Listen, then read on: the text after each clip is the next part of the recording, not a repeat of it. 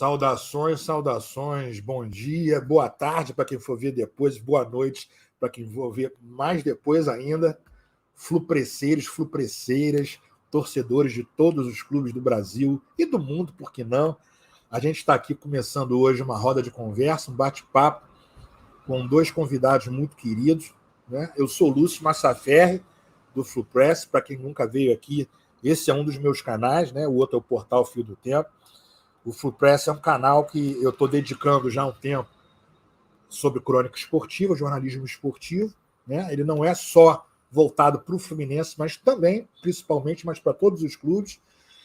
E estamos recebendo hoje aqui o camarada Igor Pontes, né? do professor e líder lá do canal Orientações Filosóficas. Seja bem-vindo, Igor. E o Alberto, que é do canal Gap Filosófico, né? Que eu já tive o prazer de ir lá bater papo algumas vezes, né? A convite do Alberto. Meus queridos, vocês estejam em casa. A gente combinou hoje, eu ia estar sozinho, antes de passar a palavra para eles, né? Para darem um alô e tal. Eu ia estar sozinho fazendo, porque eu vou ao jogo, cobrir o Aliança com o Fluminense, a última rodada da chave. E aí eu fiz o convite aos dois, os dois conhecem futebol, adoram futebol, é um torcedor do Ceará e um do Sport, meio Palmeiras também, né? Do Leão, da Ilha. E aí eu chamei para a gente trocar ideia junto. A gente vai falar basicamente hoje um pouco sobre a renovação do Diniz, que é nova. Por que nova? Foi do último jogo para cá, hoje vai ser a primeira partida. Né? Eu estava lá na coletiva, eu estava onde estava o John Arias, né? O Diniz estava do outro lado com o Bittencourt. Então eu não peguei, foram duas, né? Anunciando a renovação, que eu particularmente gostei. Vamos falar um pouquinho do jogo, vamos falar sobre a questão de treinador, né? Que é um problema aqui no Brasil. Muita gente reclama, mas na hora de defender não defende. E um pouco também que os colegas vão trazer, né, para completar nossa pauta. Olha, bem-vindo. Passa a palavra para quem quiser primeiro falar. Bem-vindo, Igor. Bem-vindo, Alberto. Show. Muito obrigado aí pela introdução, Lúcio. Prazer estar aqui com dois camaradas maravilhosos. Conhecendo o Lúcio agora, Alberto já tem um tempo que a gente está caminhando aí, fazendo essa parceria entre o GAP Filosófico e Orientações Filosóficas, né? Bem, estou retornando, né, às atividades aí de produção de conteúdo, Orientações Filosóficas, também no GEAC.online. Então, em breve vai ter mais novidades, né? E uma dessas é essa novidade aqui, estar participando dessa conversa muito agradável com todos vocês. Só pegando um gancho, Lúcio, sobre essa questão, né? Muita gente reclama mesmo, como a gente estava conversando, né? De que treinador tem um prazo de validade no Brasil. Perdeu 3 partidas, adeus, né? Você já pode arrumar suas malas e ir embora, né?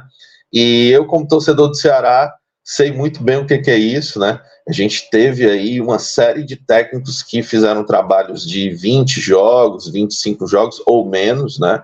A gente teve Eduardo Barroca, teve o próprio Gustavo Moríngio, né? Paraguaio, que fez um bom trabalho e o presidente do Ceará demitiu antes da final da Copa do Nordeste do ano passado e depois veio a público dizer que não sabe por que demitiu o Gustavo Moríngio. Então, é esse tipo de coisa que acontece no Brasil, né? E aí, desde o ano passado, nós estamos aí com Wagner Mancini, né? Que definitivamente não é o meu predileto, meu preferido, né? Pelos trabalhos recentes que ele fez em América Mineiro, Corinthians e por aí vai. Mas é o que está agora no comando, já tem aí 7 ou 8 meses, né? Está fazendo um trabalho com altos e baixos, né? Foi desclassificado da Copa do Nordeste, agora da Copa do Brasil, né? Mas é o que a gente tem. Então, vamos tentar apoiar e vamos seguir aí, né? Mas eu vejo com bons olhos essa questão do Diniz, né, sendo renovado, até porque o Diniz ele sofreu uma injustiça enorme, que foi aquela questão da seleção brasileira. Ali foi um dos maiores crimes que alguém poderia cometer com um ser humano, né? Porque ele foi totalmente pichado, né? Tanto que, se a gente for verificar, tem muitas pessoas que olham o Diniz hoje com outros olhos, justamente por conta desse trabalho que, de fato, não foi bom, mas foi muito curto, né? Foi uma coisa, assim, de passagem, você sendo contratado sabendo que o outro vai assumir, né, que era o Ancelotti, e que não vai assumir mesmo. Foi o que a gente imaginava, que o Ancelotti não ia de jeito nenhum. Ancelotti recentemente deu a declaração de que vai se aposentar no Real Madrid e treina no Real Madrid até quando o Real Madrid quiser. Tudo indica que o próximo técnico do Real Madrid vai ser o Xabi Alonso, né? Ele toda hora sinalizava, lembra disso? O Ancelotti, durante o ano todo, havia uma matéria assim falando que ele sinalizava que ele tinha contrato, claramente como quem não queria que ficasse divulgando, né? Esse acordo supostamente verbal, não era isso? Né? Exatamente, era vezes e vezes que ele falava coisas como, não, pera, deixa o contrato acabar, peraí que eu vou, não sei o quê. E o Diniz lá trabalhando, teve o azar de pegar uma seleção que estava ali em transição, né? A questão da Copa do Mundo, então o Neymar ainda estava ali em foco, né? Depois o Neymar se contunde, então a coisa já fica pior ainda, e aí, enfim, é toda aquela história que a gente sabe. E aí as pessoas reclamam, né? Por exemplo, de que os técnicos, e aí eu passo a palavra para vocês comentarem isso, claro, podem falar quando vocês quiserem, de que técnico, quando fica no trabalho dentro de um clube, né, seja o Abel no Palmeiras, seja o Vojvoda no Fortaleza, é zona de conforto. Ele não quer ir para um outro clube porque tem medo aí, como falavam, por exemplo, do Rogério Ceni. Quando o Rogério Ceni era do Fortaleza, rejeitou alguns convites de fora, depois o assédio ficou muito grande, ele foi para o Flamengo, porque, enfim, o Flamengo deve ter oferecido mundos e fundos a ele, né? E era a oportunidade do Rogério Ceni de retornar àquele cenário Rio-São Paulo. E aí chamam esses treinadores como o Abel, como o Vojvoda e alguns outros, de pessoas que querem ficar dentro das suas zonas de conforto, sendo que nós temos no Brasil a profissão de técnico como a mais insalubre possível, porque você muda sua família para um local e simplesmente você não sabe se daqui a 2 meses você vai estar demitido ou não, né? Então eu acho isso injustiça mesmo com esses caras que estão fazendo excelentes trabalhos nesses clubes, né? Então, deixa eu me apresentar, né? Meu nome é Alberto, mais conhecido como Alberto Quelevra, né? Digamos assim, responsável pelo canal Gap Filosófico e também pelo processo coletivo Gap Fil, junto com o Leitor Subversivo, que é um canal muito interessante também, se puderem, sigam. Né? Assim, isso aqui para mim hoje é mais ou menos uma espécie de realização de algo que eu gostaria de fazer e não conseguia fazer há muito tempo, que é comentar um pouco, fazer essa intersecção entre futebol e concepções mais sociais, né? E eu acho que essa discussão aqui sobre a profissão do técnico, né, como essa condição insalubre, a perspectiva do Diniz e o que ocorreu com o Diniz na seleção brasileira, ela levanta algumas questões interessantes, né? O Igor mencionou aqui a figura do Neymar, né? Será que o Neymar, digamos assim, é essa figura necessária realmente para a conjectura da aplicabilidade do futebol brasileiro atualmente? Como aspecto midiático e financeiro, com certeza, não tenho dúvidas disso, né? Como produto, né? Mas a partir de uma certa exacerbação da possibilidade técnica do Neymar como necessidade para essa seleção, eu já não tenho tanta certeza assim já há bastante tempo, sabe? E o Diniz, cara, para mim é uma pena, mas eu fico feliz também, porque eu gosto bastante do Fluminense, eu tenho uma simpatia enorme pelo Fluminense, me dá prazer ver o Fluminense jogar, sabe? Mas eu fico triste, né? Porque era a ascensão de um técnico que poderia fazer algo muito grande na seleção e que poderia trazer de volta o prazer da gente ver um futebol bem jogado, inclusive numa Copa do Mundo, e que foi assassinado porque é desinteressante ter um técnico como o Diniz na seleção, né? Apesar de que, de certa forma, ele seguiu os ditames ali, as determinações da CBF, porque meio que você tem que se enquadrar naquilo dali para poder jogar o jogo também, né? Ele soube jogar o jogo, tentou se encaixar, mas mesmo assim foi descartado, né? Porque não era tão interessante assim. A palavra então, é essa, descartado, falou bem, descartado, isso aí. Então, eu acho que a questão do lugar do técnico e lugar de uma suposta durabilidade ou não, né, da profissão técnico, no sentido de que o Vojvoda está na zona de conforto e que técnico tal está na zona de conforto e que não quer pegar uma responsabilidade maior, ela passa por o que, na verdade, perpassa o futebol brasileiro, que é esse ambiente mercadológico, né, que advoga por uma suposta meritocracia inexistente, né, que é perpassado pela própria plataforma da realidade do futebol, né, digamos assim, né, que lucra, na verdade, com essas mobilidades, né, os empresários, né, os deslocamentos, as possibilidades de se produzir aspectos financeiros a partir digamos assim, desses deslocamentos muitas vezes desnecessários, né, que não dá continuidade a um trabalho e a possibilidade de solidificá-los, né? Então, pense por aí, passa a palavra. Então, sobre o Diniz ainda, né, que a gente combinou da gente começar falando sobre isso. A coisa foi muito complicada, porque assim, faz-se uma pressão muito grande, aí eu estou falando não só do torcedor brasileiro no geral, como da própria parte da imprensa tradicional, não essa mais recente de streaming que tem surgido, né? Tem alguns influencers de clube, alguns bons, né? Não estou falando aqui que valorando, não, mas que faz um contraponto com a imprensa tradicional das mesas redondas. Fala-se muito que o Brasil, por exemplo, a seleção brasileira, que não ganha, né, uma Copa desde 2002, o futebol brasileiro ficou assim defasado, né, ou enfraquecido em relação às outras seleções europeias, africanas têm subido muito, mas europeias principalmente. Mas na hora de se propor mudança, e toda mudança implica em problema também, a posição é de retração. Mais objetivamente falando, o que eu vi? Eu fiquei surpreso na época, né, porque eu imaginava o trabalho do Diniz do Fluminense é um trabalho muito inovador. Isso aí não tem. Inclusive, ele é um tipo do cara que eu tenho uma simpatia muito grande pelo jeito, pelo estilo e pelo trabalho, mas que ele desperta, né, num certo grupo de pessoas o ame ou o deixe, né, aquela coisa um pouco apaixonada. Eu acho, inclusive, Igor e Alberto, quem estiver nos assistindo, que não é só pelo estilo muito autoral e diferente de jogo, não. Eu acho que as ideias do Diniz, algumas delas, que elas pegaram o nosso país assim, em cheio de um momento muito complicado que o futebol, digamos assim, ele fez uma mistura com a situação das relações políticas das pessoas. Estou falando da política da rua, tá? Da esquina, do bar, do restaurante, do templo, da igreja. Tá? O futebol ele entrou com a camisa amarela, e aí não estou entrando em discussão partidária, não. Estou falando ainda de bola, né? Para o pessoal que estiver olhando prestar atenção que direção que eu estou dando.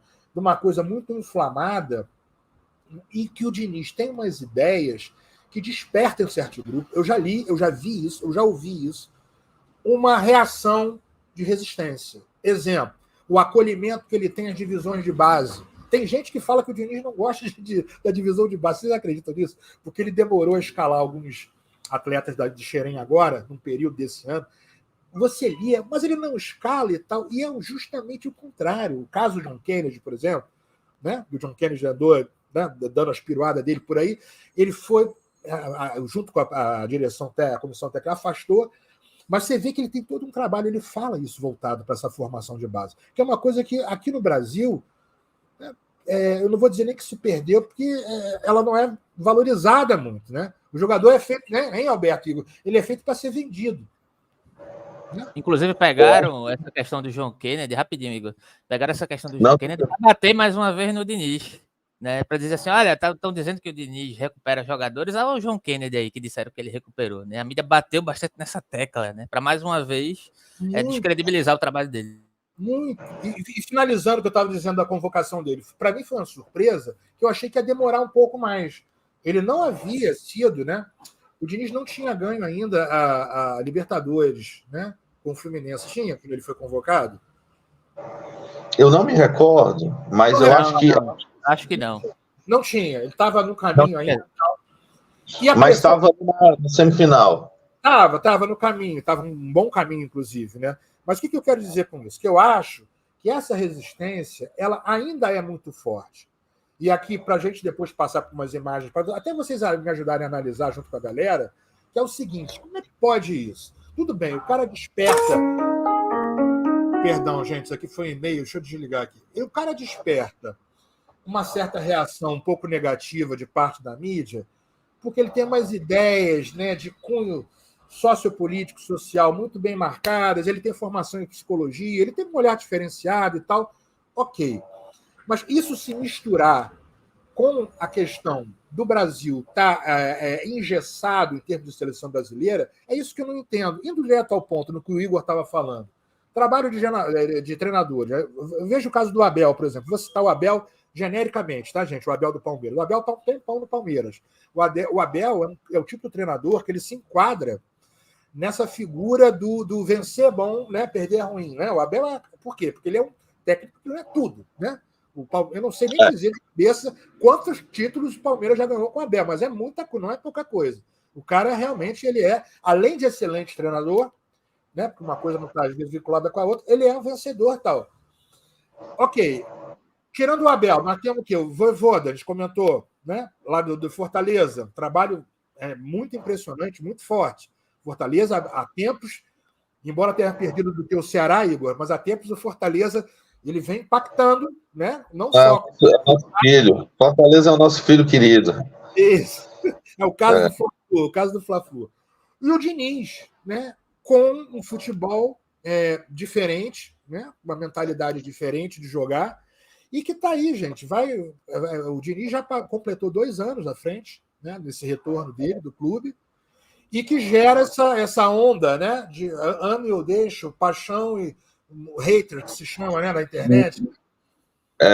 Eu acredito que o Diniz ele tem 2 qualidades muito importantes para técnico, né? A primeira deles é essa gerência das pessoas, que isso o técnico tem que ter. A gente vê que isso é uma coisa que o Carlo Ancelotti tem muito isso, né? Essa gerência do pessoal, de chegar, por exemplo, para o Vinícius Júnior e dizer, olha, você vai jogar em outra posição, porque eu preciso que você jogue nessa outra posição. Isso para um jogador, tipo, mudar de posição é uma coisa muito séria, né? E aí você tem essa possibilidade do cara ser humilde, como o Vinícius Júnior foi, entender que não é maior do que o clube e tal e tudo mais. Certo, treinador? Você está precisando, pronto, vou mudar de posição. Então o Diniz ele tem esse momento também que evoluiu bastante depois da saída do São Paulo. Eu acho que o Diniz ele evolui bastante como treinador. Eu acho que depois do São Paulo ele compreende algumas coisas dos bastidores, não do jogo. Eu acho que dos bastidores ele compreende algumas coisas, né? Tanto é que, Lúcio, se você reparar, o discurso do Diniz ele muda um pouco, né? O Diniz no São Paulo ele é conhecido como aquele cara turrão, brigão e tal. No Fluminense, não. Ele já, como você disse, já tem um aspecto assim mais apaziguador. Na seleção brasileira, como o Alberto disse, o Diniz foi pela cartilha da CBF, entendeu? Fez algumas mudanças, né? Chamou o André, chamou o Nino, né? E tal. Tudo bem, tranquilo. Mas ele não fez uma revolução como a gente imaginava que ia acontecer depois do 7-1. Todo mundo sabe que depois do 7-1, a imprensa brasileira em geral disse: a CBF precisa, a seleção brasileira, a CBF precisa de uma mudança revolucionária. Não houve nenhuma mudança revolucionária na seleção brasileira desde 2014. A gente está falando de 10 anos, desde o 7-1. Parece que o 7-1 foi há uns 3, 4 anos atrás, né? Mas faz 10 anos isso.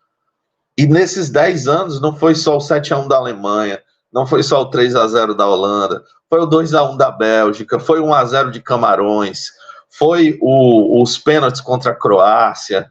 Então a gente acredita, além da terrível temporada que foi ano passado, como eu disse anteriormente, não só do Diniz, mas do Ramon também. Que o Ramon foi contratado ali para ser treinador da seleção brasileira, perdeu para Senegal, perdeu para o Marrocos. Isso. A gente está falando aqui, por exemplo, de que as seleções africanas estão subindo de nível, e estão, de fato. Camarões está melhorando, né? Marrocos fez uma competição incrível. A Argélia, em 2014, quase elimina a Alemanha. Então, a cada Copa, de fato, a gente tem um representante africano que está melhorando aí, como também um asiático, né? A gente está vendo aí o Japão fazendo boas campanhas nas Copas do Mundo, né, e tal. Mas a gente está falando de seleção brasileira. A gente está falando da seleção que é a melhor, entendeu? Então, não tem como, né? Que tem os melhores jogadores, os melhores atacantes, os melhores meias, né? Então, a gente percebe que isso não mudou na CBF e também não mudou no aspecto do jogo aqui no Brasil, né? Basta a gente ver como é que está essa questão das ligas, né? Liga Forte, Liga Libra, Liga não sei o quê, um clube querendo isso, um clube querendo aquilo. Não tem a questão do equilíbrio, da isonomia, né? Flamengo quer continuar sendo gigante, Palmeiras tem lá a tia Leila, Corinthians quer voltar a ser um dos grandes, né? Mas e os outros? O futebol não é feito só de 5 ou 6 clubes, né? Ninguém está pensando nesses outros clubes. E aí, no meio disso, claro, tem essa questão dos treinadores, né? Tem toda essa questão. E eu vejo o Diniz, eu vejo, por exemplo, a Libertadores da América como um cenário muito forte para os brasileiros. Então, eu cravo aqui ao vivo. Um dos 4 brasileiros será campeão dessa Libertadores. Ou Flamengo, ou Palmeiras, ou Fluminense, né? Ou, me esqueci aqui o outro representante, mas depois eu lembro. Sendo que coloco muito possivelmente como o Fluminense franco favorito para ser bicampeão. E o Igor, você lembra o quarto aí desse teu palpite? Porque o Palmeiras, o Flu e o Flamengo, eles já estariam classificados para o Mundial do ano que vem. A única hipótese de um quarto brasileiro é ele ganhar a Libertadores esse ano, olha isso. E não pode ser... Entendeu o que eu estou falando? Esse detalhe do convite para o Mundial de Clubes só terá o quarto. Eu digo no sentido... eu digo no sentido de 4 clubes a ganhar essa Libertadores de agora, né? Como possibilidade. Já para o Mundial de Clubes, eu acho um pouco mais complicado, porque tem os árabes, né? Os árabes cresceram muito agora, e eu não sei como é que vai ser essa questão desses clubes europeus, né? Se vão vir com força total ou não.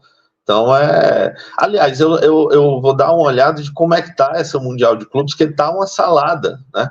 A gente não tem assim uma informação certa, vou dar até uma olhada de como é que tá, porque tá uma salada mista, né? Quase uma mini Copa do Mundo, então é complicado mesmo. Mas acredito que o Fluminense tem franco possibilidade de ser bicampeão agora com o trabalho do Diniz, né? Que eu acho muito mais consistente do que o trabalho do Tite no Flamengo. O quarto é o Atlético Mineiro, do Milito. Sim, acho que vem forte. É isso que eu estou falando. Se o Atlético for o quarto, ganhar a Libertadores esse ano, o Atlético ele vai para o Mundial. É isso que eu estava querendo dizer. Não que teremos chance. A gente vai pegar, os brasileiros vão pegar a nata lá dos europeus. Se vier todo mundo cheio, né? Vai ficar muito pesado. Vai ficar muito pesada a disputa, né? Muito pesada, né? Já pensou? Bayern, pegar Manchester City, United, sei lá, os outros que vão estar presentes, né? Com certeza.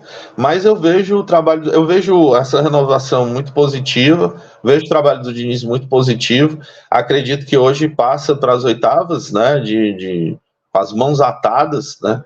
E tem aí como fazer bons resultados, porque a gente sabe, Lúcio, que o Fluminense no mata-mata se torna um time grandioso, né? Mais do que já é. E não sei como é que vai estar a situação do Thiago Silva, né? Se o Thiago Silva vai ainda entrar na Libertadores. O Thiago Silva tá voando, cara. O Thiago Silva tá voando. Vai, né? O Thiago ele vai ser apresentado aqui na semana que vem, dia 7, vai ter uma festa no Maracanã, sexta-feira com um show do Sorriso Maroto, vai encher, né? Infelizmente eu vou estar em sala de aula dando aula, não vou poder estar presente, mas ele vai... As informações que temos, que você mencionou, 2, ele vai jogar Libertadores, o Fluminense já está classificado para as oitavas, ele já é o primeiro do grupo, independente de hoje. O que está em jogo hoje para o Fluminense é ele buscar a vitória para quê? Para ele tentar se tornar o quarto, quinto, quem sabe com sorte o terceiro melhor primeiro dessa fase, para poder, né, ter esse trunfo adiante, passar para uma quarta de final e tal, poder fazer em casa. Mas o Thiago, as informações é que ele está na ponta dos cascos, rapaz. Ele tá forte, está muito bem fisicamente, é um baita reforço, né? Eu acompanhei maravilhoso. Pode falar. Eu acompanhei o Thiago no campeonato inglês, vez ou outra, estou sempre assistindo, e ele tá voando, né? A questão dele ter saído do Chelsea é porque realmente ele tá com a idade avançada e isso não vai durar muito, e o Chelsea está numa fase de renovação, né? Mas assim, fisicamente, enquanto disposição, enquanto atividade, para atuar aqui no Brasil, inclusive, ele tá em perfeito estado. A tendência, O Thiago... Vem, o Igor, a tendência, inclusive, só para concluir o que você tinha lembrado. Claro. Veja só, isso tudo é projeção, tá, gente? Futebol não tem aquela coisa, né? A gente sabe que o futebol não é uma ciência exata, né? Então, a projeção aqui, pelo que ele vinha jogando e pelo como o Fluminense, o Fluminense está se...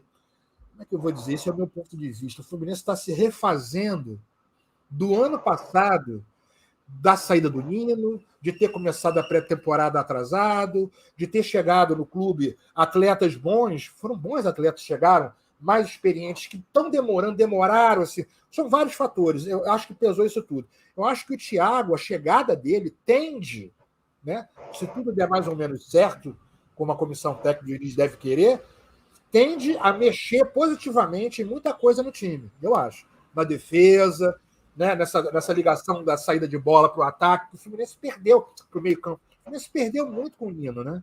O Nino é um jogador, sabe?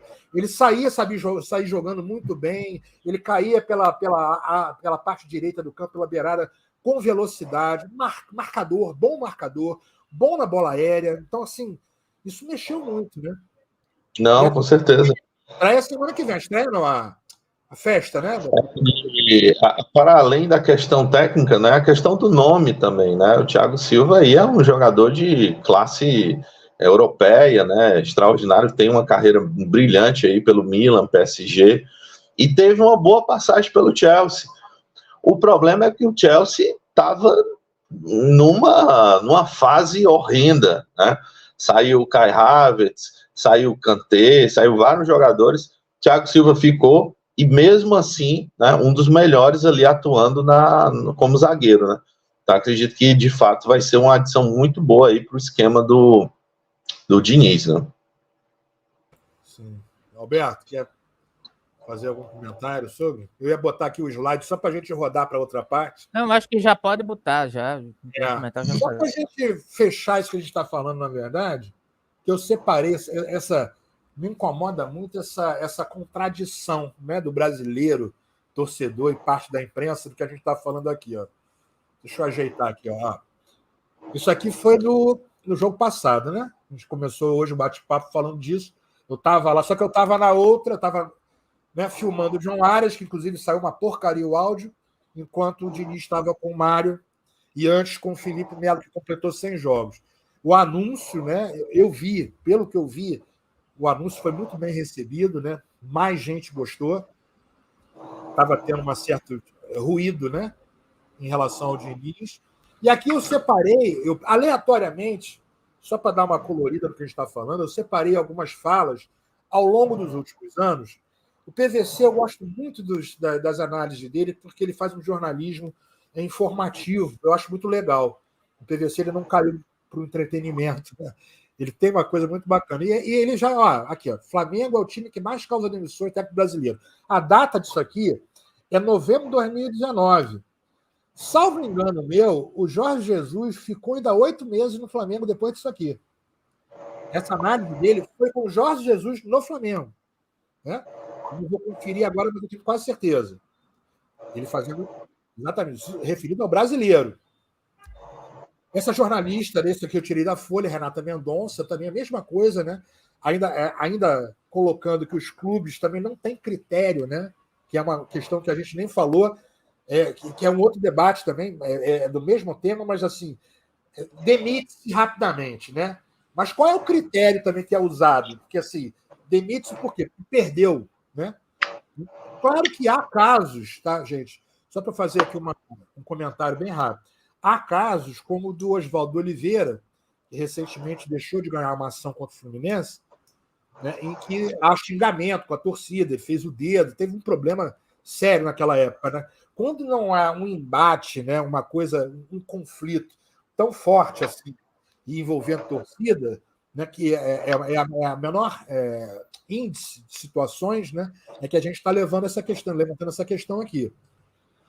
Essa outra matéria aqui, 2 anos depois da do PVC que eu botei, já coloca o Galo, o Atlético Mineiro, como os top 4. Olha só, 2 anos e meio se passaram, 3 anos, né? E o Galo está numa situação melhor hoje, inclusive financeira, né? Entre clubes que mais trocaram de técnico no século XXI. Aqui o Abel, que a gente citou também, é um exemplo, né, que engloba, inclusive, o que quiserem, né? Vitórias, longevidade, títulos e tal do Palmeiras, também detonando. Mesmo assunto, mais um treinador, né, demissão de treinadores, problema. Aqui o caso do Lúcio Flávio no ano passado, né? Eu não estou aqui bem sugerindo que faço, nem eu mesmo fazendo uma defesa, não é isso, mas mostrando na sequência do caso de um clube que ficou ali à beira de morder o brasileiro, né? Vocês lembram, né? O Botafogo teve uma queda violentíssima, né? De rendimento mesmo, de resultados, né? Falando. Justamente depois da saída do treinador, foi lá pro time do Cristiano Ronaldo, né? E do Castro, exatamente, que estava arrumadinho. Estava arrumado. Depois entrou outro, eu estou esquecido o nome dele, que também não funcionou. Deu até outro português, ficou acho que uns 10 jogos, não fez absolutamente nada, foi demitido, entrou o Lúcio Flávio. Isso. Então o Lúcio Flávio veio depois desse outro substituto. Veio depois desse treinador. Bem lembrado. Veio um outro português e acharam que iam manter, né, a jogabilidade e tudo mais. Basicamente o Botafogo perdeu ou empatou os jogos, e aí veio o Lúcio Flávio, né? Aí o Lúcio Flávio veio com a missão de manter aquele Botafogo do primeiro momento e ganhar. E não foi o que aconteceu. Sim. E aqui, mudando para finalizar essas imagens que eu selecionei, né? Mudando aquela pilha que eu botei aqui no início, pessoal que não sabe, eu estava falando como é que a gente tem uma volatilidade, uma volubilidade da imprensa, parte da imprensa da torcida. O Fluminense teve uma pressão grande há um tempo atrás, não muito tempo, porque ficou 13 jogos, né, do Regional Carioca sem vitória, empatando e perdendo. Atenção, desses 13 jogos no ano passado, o Fluminense teve que jogar com um time misto para poder pegar a Libertadores. O Fluminense não tinha elenco, tinha menos do que tem hoje, né, em termos de extensão, para encarar.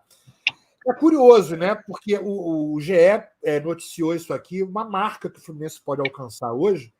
Né? Hoje o Fluminense pega o Aliança, né? O último jogo da sexta da chave de grupo A, podendo fazer um ano de vencibilidade da Libertadores e podendo, olha aqui, fazer uma sequência de 3, 6, 9, 14 jogos. Não, olha aqui, 1, 2, 3. 4, 5, 6, 7, 8, 9, 10, 11, 12, 13, 14. Hoje, caso o Fluminense, né, não perca, né, ou vença o Aliança, ele faz 14 jogos de vencibilidade, que é uma marca para o Fluminense. Salvo engano meu, tem 2 clubes só que tem mais um número maior, 2 ou 3, no geral. Né? Quer dizer, uma marca interessante e não tão o peso na balança, né, que eu tô chamando a atenção, finalizando com essa questão, né, de se botar muita pressão para essa questão do resultado. O que o Fluminense teve essa queda, né, que ele está apresentando futebol diferente. Isso aqui deixa eu botar em tela cheia rapidinho, gente. Depois eu devolvo. Tranquilo. Ó, eu não sei se está para enxergar legal. Eu botei no máximo possível. Isso aqui são as chaves ainda ontem, tá? Ontem já foi definido aqui o grupo, por exemplo, o grupo do Flamengo, né? Que é o grupo E. O Flamengo já ficou, ele garantiu, ele venceu o jogo dele com a ajuda valiosa do Milionários, né? Gol contra e um gol dado para o Pedro, e o Bolívar ficou em primeiro lugar. O Atlético também venceu a partida dele, né? O Barranquilla empatou com o Botafogo, ambos ficaram na mesma posição que estavam antes, ou seja, o Barranquilla em primeiro, o Botafogo em segundo. Eu botei isso aqui só para mostrar o seguinte, né? A importância da vitória do Fluminense hoje. O Fluminense busca a vitória, e eu creio que vai com força máxima, o que tem lá para botar como máxima, enfim, porque o Fluminense ficaria com ou quarto, ou quinto, ou com alguma sorte de combinação de resultado, um terceiro melhor resultado de primeiros colocados. Isso influencia, né, para quem vai para quem vai para as outras etapas, para além das oitavas. Os oitavas já está garantido. Todos os clubes que vão para a oitava de final, que terminam em primeiro lugar, eles já vão jogar, caso jogue com o time de fora, jogar a segunda partida em casa, né? Se bem que no ano passado o Fluminense não precisou disso não, né, gente? Pegou o Argentino Júnior aqui, né? Foi a oitava, depois o Olímpia fora, pegou o Internacional fora, tremendo filho encapado, né? Passou, né? Teve toda aquela coisa, as ruas de fogo, né? Aquela guerra psicológica. E o Boca aqui, que foi quase meia-meio, né? Quase meia-meio. Uma coisa que eu fiquei pensando quando você estava falando sobre a questão do Fluminense repetir o bicampeonato, eu até gostaria, né? Mas eu não sei se o Fluminense consegue manter essa solidez, porque ano passado, inclusive, o fato de o Boca Juniors ter ido para a final é muito responsabilidade da escolha que o Abel Ferreira fez de colocar o Endrick no banco, né? Foi muito criticado por conta disso.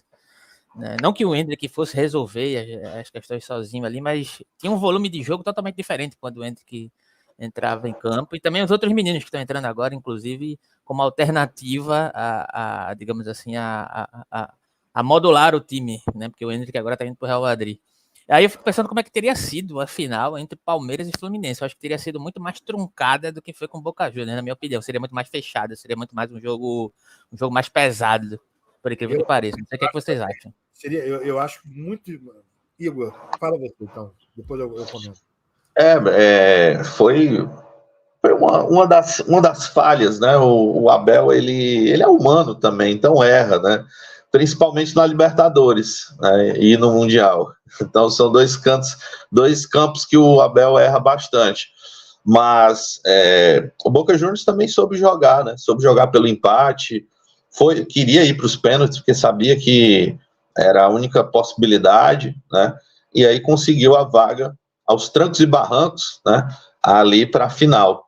E tem nomes, né? Tem nomes ali, como Cavani, né? Que pode decidir numa bola, né? Pode fazer algum resultado diferente. Tem um goleiro de Copa do Mundo, mas é um time muito limitado hoje, comparado a, por exemplo, quando você olha uma final de Boca Juniors e Santos, Boca Juniors e algum outro time, aqueles Riquelme, Schelotto, Battaglia, né? Você olha aqueles times que o Boca Juniors conseguiu fazer ali no início dos anos 2000, bater de frente com o Milan, né? Então realmente é muito difícil e complicado. Mas dito isso, né, eu acredito que esses confrontos entre brasileiros, eu acho que não tem favorito, né? Tudo pode acontecer, porque é uma disputa que acontece normalmente no Campeonato Brasileiro, né? Não é, por exemplo, um Atlético Mineiro pegando, sei lá, um River Plate, né? Que aí você, vamos lá, o Atlético Mineiro pode ganhar do River Plate e tal, mas um Palmeiras e Atlético Mineiro, você não sabe o que vai acontecer. Então, assim, um Fluminense e Palmeiras seria decidido pelo detalhe, né? Como foi, né, aquela final do Palmeiras, que foi decidido com um gol, né, um gol de cabeça, né, que eu acho que foi aquele primeiro título que o Abel conseguiu, né, na Libertadores. Então, é isso, né? É um detalhe. Ou para os pênaltis, né?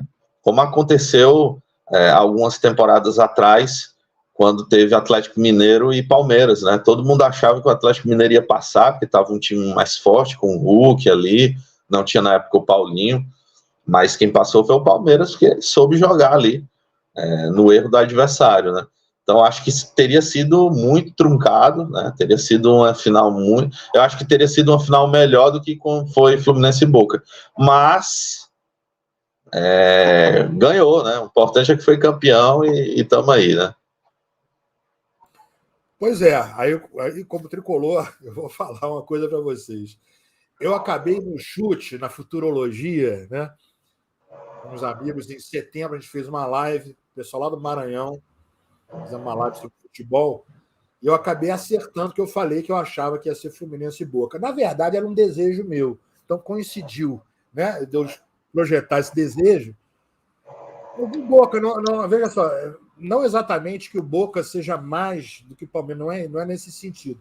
É que eu achava, o desejo era que o Boca, como o Boca é um time que é tricampeão mundial, hexacampeão da Libertadores, ele tem um peso na Europa, né? O Boca tem um peso grande e tal, eu achei que ia ser mais épico para um ano, que estava sendo um ano épico, o ano passado, inclusive o Alberto e Igor, quem estiver aqui nos ouvindo, eu acho que uma boa parte da torcida que não está acostumada a ter um pouco mais de paciência, que tem a garotada, né? Que fica às vezes mais, está instável e tal. O Fluminense apresentou um padrão de jogo ano passado muito voltado para jogos assim grandiosos de exibições. Eu vi muita gente que torce para outro time falando comigo, porra, fui ver o jogo, cara, que coisa linda, que jeito, né? Aquele enxame, né? Ocupando um lado do campo. O próprio aquele treinador do Atlético, meu Deus, como é que é argentino? Oh, meu Deus, tá agora no Atlético, foi do Argentino Júnior. Gabriel Milito. Isso, ele falou isso numa entrevista, né? Que a surpresa de ver o time que o Diniz botou para jogar daquele jeito, dos dois que ele chama de ponta, do mesmo lado e tal. Esse jogo de toque de bola estava funcionando no auge, proporcionou muitas partidas, mas muitas. A goleada de 4-1 épica no Flamengo, que vai demorar muito para passar aquilo ali. Aquilo ali foi um golpe duro na torcida. Ali foi uma delícia. Viu? Foi um golpe duríssimo, porque as pessoas não souberam, eu não fiz nenhuma matéria sobre, mas eu vou falar agora. A última goleada que havia acontecido em final de Campeonato Carioca. Atenção, não estou falando de Taça Guanabara, não é isso. Goleada tem toda hora, né? Volta e meia acontece.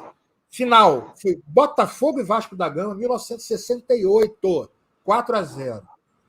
55 anos depois, olha isso, acontece uma goleada numa final na Páscoa, né? Com chocolate. E aquele modo, porque assim, não foi uma goleada, bola na área, cabeceou, não. Um golaço do Marcelo, aquela bola trocada, gol do Cano, aquele golaço do Alexander, né? Que ele deu uma chapada de bola, e com a toqueira que o pessoal fala, né? Tem vídeo, aqui no canal tem vídeo do toque de bola de 2 minutos, bola de pé em pé, a torcida enlouquecida gritando. Então foi assim, uma exibição muito diferente. E teve isso o ano inteiro, ano passado, né? Então eu acho que com o Palmeiras, para fechar, por que eu estou citando isso? Né? Foi a questão levantada. Projeção mental, mais uma vez, futebol não é ciência exata, a gente está fazendo aqui um exercício de especulação e tal. Eu acho que teria sido mais difícil em alguns aspectos do jogo.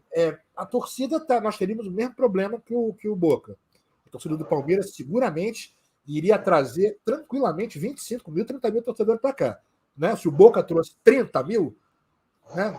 Foi mais ou menos isso, o Palmeiras traria também, né? Enfim. Vinha tudo na tia Leila. Isso, mas é porque, como o Igor assinalou mais ainda, o Boca não está. Não que tenha sido fácil, o Boca, né? O Boca eliminou o Palmeiras, inclusive. Né? Nós estamos falando de uma especulação. O Palmeiras caiu para o Boca, mas o Boca não é o Boca que por exemplo, nós vimos que o Fluminense pegou, que tinha Riquelme, por exemplo, estava o Palermo, centroavante. Não é aquele time. Só para citar um que era, né, tinha uma qualidade de futebol melhor do que esse. Mas é o Boca Juniors. O Palmeiras, eu acho que certamente seria muito mais tenso, né, para o Fluminense, né, embora embalado, né, encarar aqui o time do Abel, né? Muito mais cascudo, né? Um time duríssimo, né? Duríssimo, né? Duríssimo. Inclusive, Lúcio, reitero aqui, acredito que possa ser a grande final dessa Libertadores agora de 2024. Porque, como eu disse em off, eu não vejo o Flamengo estável, certo? Eu vejo o Flamengo, na verdade, vejo o Flamengo com uma instabilidade imensa, né? São jogos bons, outros jogos ruins, jogos, enfim, com o 13º jogador, né? E não estou falando da torcida. Então, existe toda essa questão, né? Todo esse momento, né?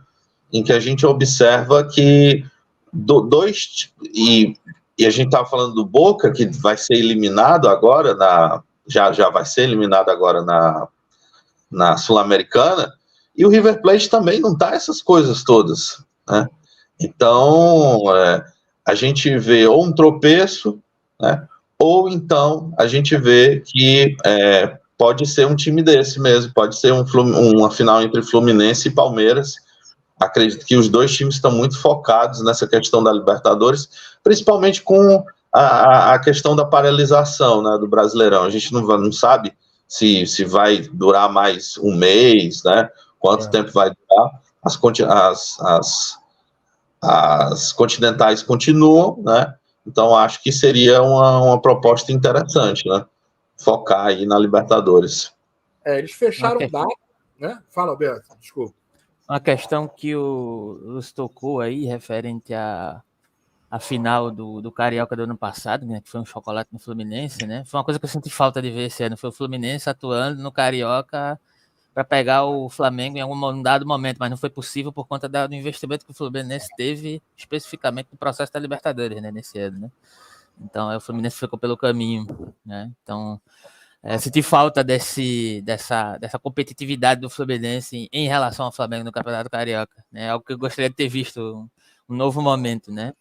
Mas no que concerne ao processo da Libertadores desse ano, eu acho que eu preciso observar mais a dinâmica. O Flamengo, eu também não acredito que o Flamengo chega numa final consistente, por conta de questões internas que contagiam o Flamengo. Não que falte qualidade, o Flamengo, acho que em termos de plantel, né, de jogadores, é o time mais completo do Brasil, né, em termos de plantel, no papel, né, mas às vezes faz jogos belíssimos e jogos ridículos, né, por conta de questões internas dos próprios jogadores e da própria organização do clube, inclusive.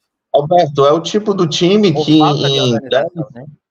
é o tipo do time que em 10 ou 20 minutos pode levar 2 ou 3 gols de um time do Paraguai ou de um time chileno. Não tem uma consistência. É um time que pode levar uma virada, né?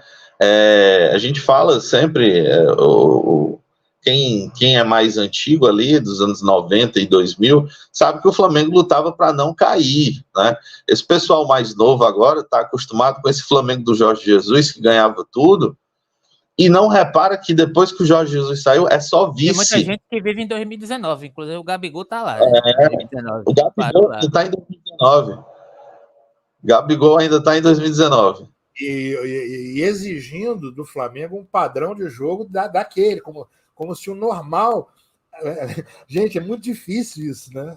Mesmo que tivesse bem, entre aspas, você repetir isso é muito raro, né? Sei lá, eu vou dizer o que eu não acompanhei aqui, só para o Santos do Pelé, mas a gente ouve falar muito, né? Eu comecei a ver o 85, mas assim, vamos dizer que tem umas máquinas dessa, né? Que fica durante anos a fio apresentando um futebol de altíssimo nível e tal. Fica essa questão. O Flamengo realmente... o que vocês estão dizendo ontem, eu vi o jogo do Flamengo ontem, o Milionários e o Flamengo. Vocês sabem que eu fui na contramão da imprensa, hoje eu li alguns colegas publicando, eu vi o jogo, foi 3-0, eu fiquei com uma impressão esquisita, porque o time do Flamengo é fortíssimo, né? Vamos Pulgar, Arrascaeta e De La Cruz, o meio-campo, só para citar, tem o nosso ex-Pedro lá.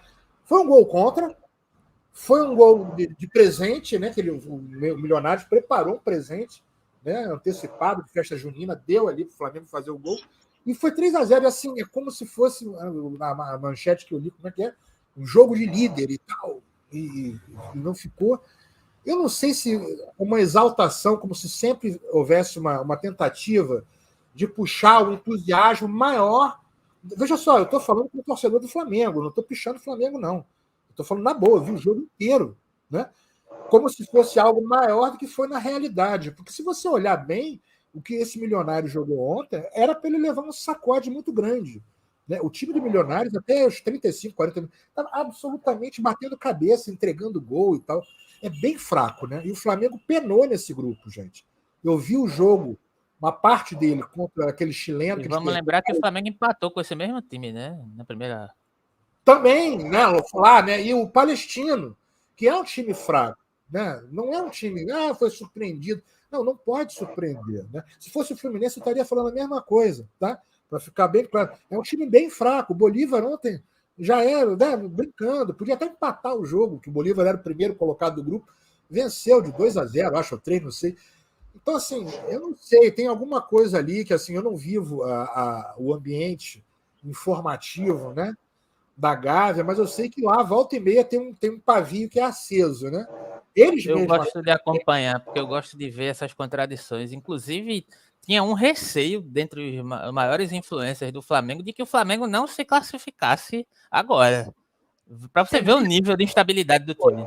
Foi o Paparazzo que falou isso? Não. Eu não vou citar nomes não, Tá, porque tá. assim, são mídias assim meio complicadas. Tá bom, esse Paparazzo eu vejo, legal, às vezes eu acompanho alguma coisa dele, para saber, né, alguém do Flamengo falando. Mas eu acompanho bastante a mídia do Flamengo, porque me dá uma certa satisfação ver certos movimentos que eles fazem, para entender melhor como é que eles veem, como é que eles produzem essas impressões aí, essas inflações, por exemplo, que você acabou de citar, né?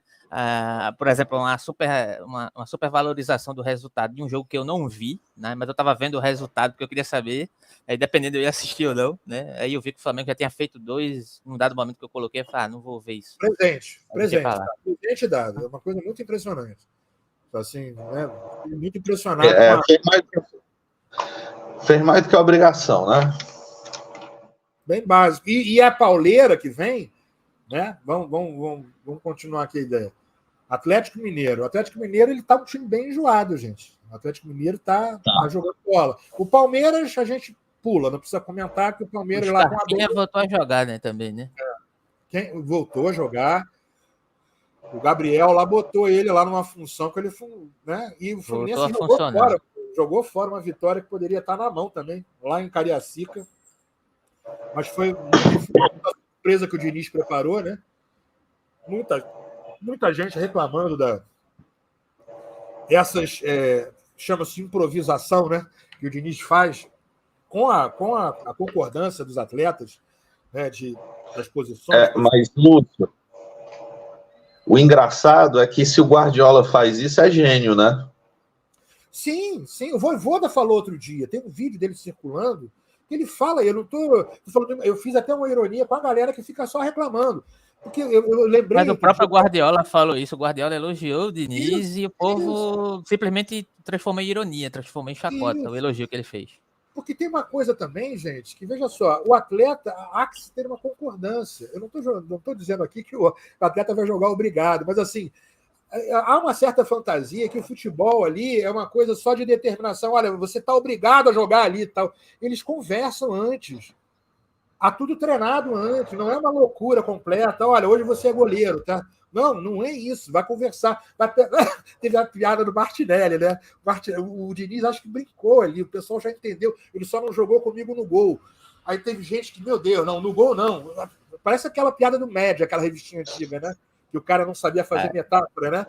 Ele estava ali brincando, dizendo assim. O que eu entendi ali, dizendo o seguinte: em comum acordo, ele topou. Ele entrou ali, ele jogou recuado na zaga aquele jogo, ou ele jogou na lata. Isso tudo é conversado, não vai botar a pessoa numa furada desse jeito, entendeu? Mas, enfim, entra no tal problema que eu acho, né? Que o Fernando Diniz ele enfrenta isso. Né? Não só ele, a comissão técnica, né? Porque ele é o treinador. Dessa divisão que acontece de paixões, né? Por ele ser um técnico autoral, num país que tem uma crise, né? Tem a crise, né? Futebol brasileiro, seleção brasileira, tem uma crise. Né? A gente bota lá para fora uma porção de jogador de alto nível, toda hora sai um jogador bom, nosso, seja de onde for, né? O Brasil forma grandes jogadores, aí vai na Premier League, arrebenta a boca do balão, joga pra cacete, joga pra caramba, fica lá, muitos deles, a vida inteira, mas a seleção brasileira não consegue acompanhar. Você entende? Então o problema não é que o jogador brasileiro não joga bola. Atenção, eu não estou apresentando a solução. Estou dizendo apenas o seguinte: se o Brasil forma jogadores excelentes, de que forma? Estamos recebendo agora o Thiago Silva de volta, com 39 anos de idade, forte, veloz, habilidoso. Atenção. E o Chelsea, a torcida chorando, lamentando, Premier League. Estou dando um exemplo dos vários. O cara está de volta. Mas a nossa seleção não consegue acompanhar, né? Assim, e há uma queixa, não é o Lúcio, não é o Igor, não é o Alberto falando, há uma queixa de parte da imprensa, de parte da torcida, tem algo que não está sendo pensado adequadamente. Cai no problema que a gente falou no início, troca de treinador. Deixa eu colocar tá ruim. Troca o treinador. Tá ruim, troca o treinador. Deixa eu colocar uma questãozinha aqui, por exemplo. Você falou que tem uma resistência ao Diniz. Você já percebeu que também tem uma certa resistência? Não é só lá fora, não. Agora está diminuindo um pouco mais, mas tem uma certa resistência. A própria figura do Vinícius Júnior também aqui no Brasil, como se exaltar o Vinícius Júnior fosse apagar o Neymar. Como um dos pontos, inclusive, né? E o Vinícius Júnior é um desses jogadores que, para mim, é um dos poucos jogadores, junto com o Rodrigo, que quando, desses piores jogos da seleção aí recentemente, são um dos jogadores que conseguem tentar produzir alguma coisa, pelo menos se esforça para isso, né, digamos assim. Inclusive, foi o melhor jogador da última Copa, o Vinícius Júnior, e isso é incontestável, inclusive. E pouca gente cita porque não quer ressaltar essa questão, como se fosse uma espécie de apagamento referente a outros jogadores, inclusive referente ao Neymar. Mas a questão que eu quero trazer é o seguinte: por que Vinícius Júnior produz muito no Real Madrid e na seleção ele não encaixa? Porque o sistema de jogo, as possibilidades que são engendradas ali para possibilitar as melhores potencialidades do Vinícius Júnior e de outros jogadores não estão sendo implementadas da maneira que deveriam. Não tem um Benzema ali para jogar com o Vinícius Júnior. Não tem um Ancelotti, e aí já entra na questão da piada que a CBF promoveu durante um bom tempo, né? Que o Ancelotti iria vir, e vai vir quando, né? E etc, para tentar ganhar tempo, para ver se convencia para trazer o cara, e a gente já sabia que era uma grande chacota essa história desde o início, né, na verdade, e aí insistentemente corroboraram essa narrativa e etc, e terminaram cedendo por colocar o Diniz ali, mas o Diniz entrou meio que num fogo cruzado, e terminaram cedendo para a questão do Dorival, que eu não acho que é um técnico, é um técnico razoável, mas eu não acho que é um técnico que vai trazer algum tipo de inovação para a seleção. É um tipo de inovação que a seleção precisa desde muito tempo, como o Igor, referenciando a 2014, trouxe. É uma espécie de reverberação daquilo que já está sendo feito, apesar de que o Diniz jogou esse jogo, mas um trabalho do Diniz a longo prazo seria muito mais potencializador, né? Então, eu queria colocar essa questão: o que vocês acham dessa resistência a figuras como, por exemplo, a figura do Vinícius Júnior, que é como se fosse um anti-Neymar. Se o Fluminense é uma espécie de anti-Flamengo, o Vinícius Júnior é uma espécie de anti-Neymar para a mídia, né? Digamos assim. Ao meu ver, né, eu vejo que é a escolha, né? É a escolha do ídolo, né? Por exemplo, a escolha do Neymar, tipo, ser o maior e não aconteceu, né? No que se esperava, né? Melhor do mundo, campeão de Copa do Mundo. Eu não estou dizendo que o Neymar é um péssimo jogador e nem que o Neymar falhou na carreira dele, né? Eu vejo coisas positivas, né? No Santos, no Barcelona, até mesmo no PSG, vejo alguns momentos positivos do Neymar. Claro que tem coisas que a gente não consegue passar o pano, né? Na própria seleção brasileira, acho que ele nunca se escondeu, né? No jogo contra a Croácia, teve ali aquele movimento, né, de uma certa liderança, entre aspas, né? Mas eu vejo que isso é uma situação muito mais política, sabe, Alberto? Não sei se o Lúcio vai concordar comigo nesse sentido, mas eu vejo isso mais uma coisa política. É uma escolha de uma maioria ou de uma minoria que tem poder, né? Seja um meio televisivo, seja de alguma maneira uma entidade, alguma coisa do tipo. No final das contas, isso não acontece, né? Então acabam não dando chance ou dando resultado para quem está de passagem, né? E o Vinícius Júnior depois do Neymar, o melhor jogador que a gente tem. Não tem como falar assim, coisa diferente disso, né? Vinícius Júnior cresceu muito nesses últimos anos, né? Acho que foi muito cedo para a Europa, mas isso já é assunto vencido, né? Acho que ele poderia ter ficado um pouco mais aqui no Flamengo, ter ganho alguma coisinha assim de mais relevância, como o Endrick está fazendo, né? Mas aconteceu. E do jeito que aconteceu, ele começou muito mal lá no Real Madrid, muito criticado, e o Real Madrid fez o movimento inverso do que fizeram agora com o Vitor Roque, né? Que o Vitor Roque veio num movimento de fogo cruzado entre a relação do Xavi com o Deco, lá no Barcelona, né? E foi limado, né? E o Vinícius Júnior não. O Vinícius Júnior foi protegido, foi apoiado. salve aspas, muitas aspas, em relação à situação do racismo, né? A gente sabe que isso é uma situação muito peculiar lá na Europa e que sempre o assunto em relação ao racismo do Vini Júnior era aguente firme, cabeça erguida. Isso todos os companheiros e todos os outros. Mas não tinha uma posição antirracista, né, mais forte do que essas declarações, né? Inclusive, no próprio Real Madrid, até hoje não teve uma posição mais forte referente a isso. Os próprios companheiros. Do próprio Real Madrid. Por muito menos o Renato Gaúcho tirou o Grêmio de campo. Qualquer outro treinador brasileiro, ou se fosse um técnico negro, por exemplo, sai todo mundo. A gente não joga mais numa escala. Você lembra a paralisação, no caso que houve com o caso do Aranha, do Santos? Sim. Fazendo uma comparação de tamanho da sequência do problema, entendeu? Exatamente. Simplesmente, a gente não joga mais numa escala, tchau, porque a torcida é, de fato, racista, né? A gente sabe que ali a Europa tem principalmente a Espanha, né? Principalmente o presidente da Federação Espanhola, mas enfim. Então, tudo isso, né, se impõe dessa maneira e a gente observa o quê? Um cara que está chegando aí pela terceira, quarta vez no final de Champions League, né? E que tem tudo aí, talvez, para ser o melhor do mundo, né? Tá entre um dos cotados para ser o melhor do mundo. Não acho que vai ser, mas está cotado para ser. Acho que deveria ser, né? Mas querer não é poder, né? A gente sabe como é a política ali da UEFA. Se duvidar, dá o prêmio para o Messi de novo, mesmo o Messi jogando nos Estados Unidos. Então, é complicado. Mas eu vejo como uma resistência, Alberto, respondendo a tua pergunta. Uma resistência de que não foi o que a gente quis, então vai esse aqui mesmo, mas com muita resistência.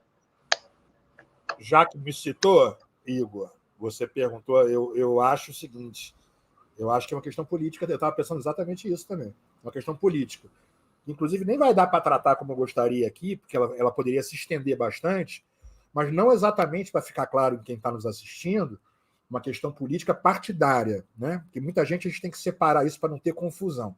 Uma questão política, de relação maior do futebol com a torcida, com a população, com a dirigência, com o futebol enquanto espetáculo, tudo isso que envolve grana e projeção, né? E o problema, no caso do Vinícius, que é a questão do racismo, que na Europa tem essa, vamos dizer assim, tem esse acento gravíssimo, né? Bem diferente, e que Vinícius Júnior, no meu ponto de vista, e Neymar, eles estão em situações diferentes em relação a isso, né?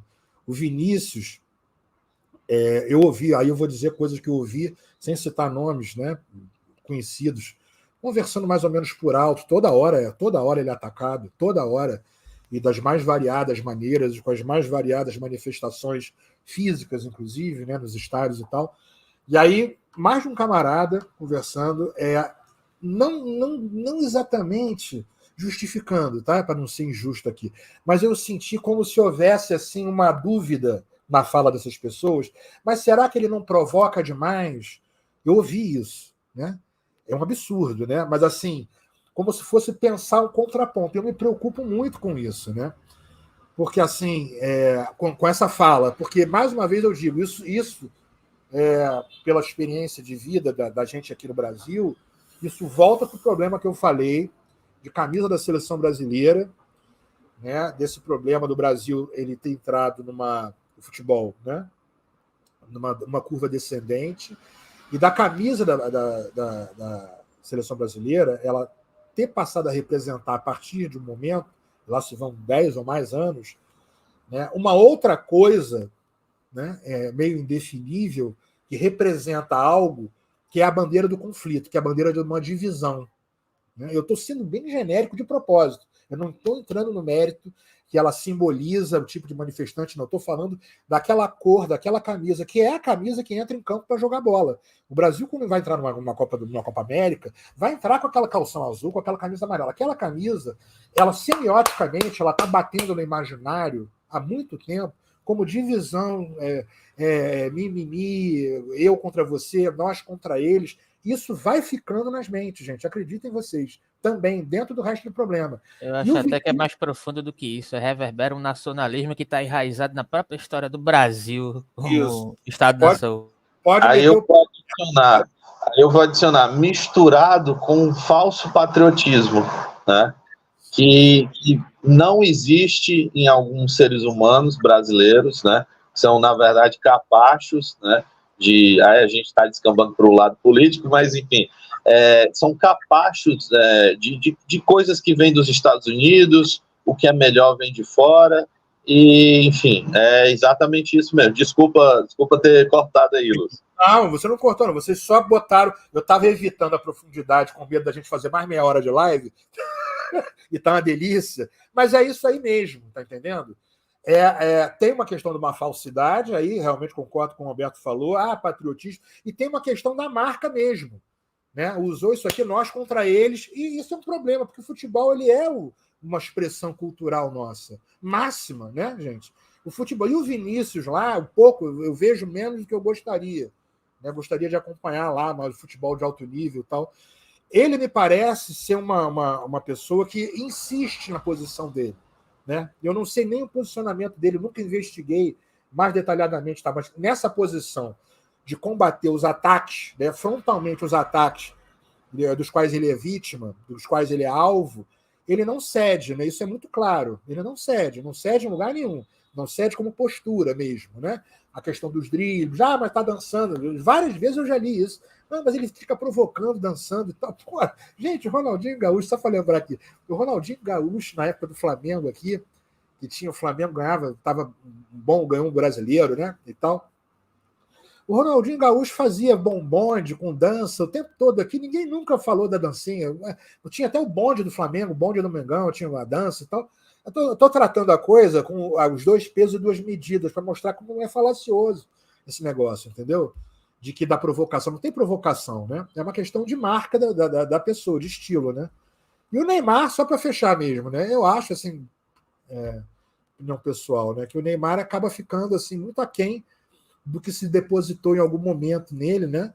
Pelo futebol, ele é um jogador habilidosíssimo, eu acho que ninguém duvida disso, né? Poderia ter sido muito, muito mais craque ainda do que é, mas assim, ficou sempre uma expectativa que coincidiu, entre aspas, né, com com esses insucessos, né, da seleção brasileira em Copa. Ele não ganhou nenhuma Copa, acontece. Nós já tivemos, para fechar e passar a bola para uma rodada final aqui, para a gente começar a pensar em, né, se despedir hoje. Está excelente esse bate-papo.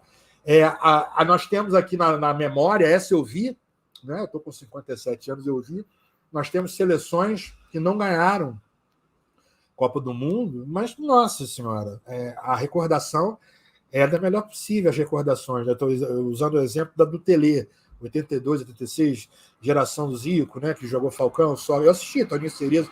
Aquele time era bom demais, cara. Mas era muito bom, era um alto nível. Entendeu? Era sabe, perdendo. Como é que a gente perdeu aquilo? Mas era um futebol belíssimo, belíssimo, né? E assim, poderia muito bem, eu vou botar na mão de um acaso aqui, poderia não ter perdido, né? Aquela da Itália, do Paulo Rossi, 3-2, um time bem inferior, ganhou futebol. Futebol não é ciência exata, eu insisto. Vamos fechar com esse mantra aqui, até para defender muita coisa que a gente começou a apontar. Futebol não adianta, gente. O futebol não tem essa matemática. Por isso eu acho que os treinadores, não só ele como o Diniz, insistem tanto nessa coisa da imprevisibilidade. Não, mas vocês estão analisando da arquibancada. Mas o jornalista muitas vezes está analisando lá do refrigerado, anotando. Você não está em campo mexendo. Acontece ali uma jogada, um imprevisto, uma coisa, uma bola que entra, que não era para entrar e tal, a coisa muda. O futebol tem disso. Como tem, às vezes, de acontecer o que se espera, né? Que a gente fala, vai ser uma baba. Às vezes acontece também, uma supremacia de um time sobre outro. Mas o encantador do futebol é justamente esse inesperado, né? Que é o lado do futebol arte, eu penso assim, né? A arte do futebol está aí, né? É um inesperado e tal. Passa a palavra ou para o Alberto ou para o Igor, para a gente fazer uma despedida da galera aí, agradecendo também, né? Vocês estarem comigo hoje aqui, né? Um prazer imenso, né? Só para terminar, muito brevemente, eu não vou aprofundar essa questão, a demarcação que eu faço do Vinícius Júnior, em certo sentido, como um anti-Neymar, a gente tem uma cena que é muito paradigmática na última Copa do Mundo, que tem um lance, né, que é uma coisa absurda, assim, que tem uma avenida gigantesca que o Neymar poderia ter passado a bola para o Vinícius Júnior, e eu me recuso a acreditar que ele não viu o Vinícius Júnior, que ele, sabe, assim, é muito claro, assim, um individualismo exacerbado que o Neymar tem. Eu não estou dizendo que isso ressoe diretamente a questão do Neymar referente ao Vinícius Júnior, mas há uma aura, né, que, digamos assim, resiste à possibilidade do Vinícius Júnior engrenar, e durante muito tempo, quando ele teve dificuldades lá no Real Madrid, de realmente dificuldades técnicas, né? Ele tinha dificuldades, inclusive, no fundamento da finalização, que ele foi melhorando pouco a pouco, e etc e tal, né? No tempo dele, né? Foi permitido ele ter esse tempo lá. O Ancelotti, quando chegou, ajudou bastante. Eu acho que ele ainda pegou a época do Zidane, e o Zidane realmente não tinha muita simpatia pela figura dele, né? E o Ancelotti cuidou disso, né?